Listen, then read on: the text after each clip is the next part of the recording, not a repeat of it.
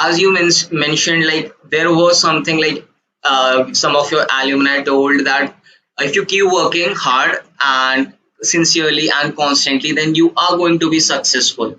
So like I wish to know that has that definition of success over the period of time, like it must have changed, it must have varied.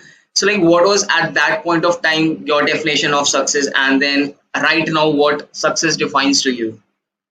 No, that's a brilliant question. So I'd say that, at that point, success was really just financial security and financial stability, right? Okay. Being able to earn enough that, you don't have to rely on any debts, be Exactly. able to clear the family's debts, be able to even being able to afford cars, right? Yeah. And those kind of things. So I think it was very, very small scale in terms of Exactly. the definition. It was very related to money and financial security, but I think it was very clear 7 or 8 years into working that those needs will be taken care of if you sincerely continue to work and save Yeah. and do something with your savings. But I think almost for 12 or 15 years now, for me, it has been about creating value, right? Exactly. Creating value for the employer, creating value for your peers, creating value for the industry, creating value in the society, right? Yeah. So whether that is by being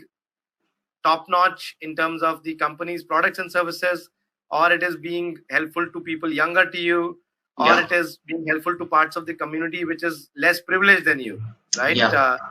So that has been a key shift in the definition or the scope of the definition of success Exactly. in that sense. So I think it's one of those aspects of growing up that the more you know, the more you realize the less you know, Exactly. Wow. right? So it's one of those, and I'm glad that even though it took me a while, but I understood that success is much more than just these quantified measures like money or position or title and so on and so forth. I think it is about being in the service of others, and I am hoping there's a long career ahead of me, and I'm definitely keen on spending the rest of the career more aligned along those lines.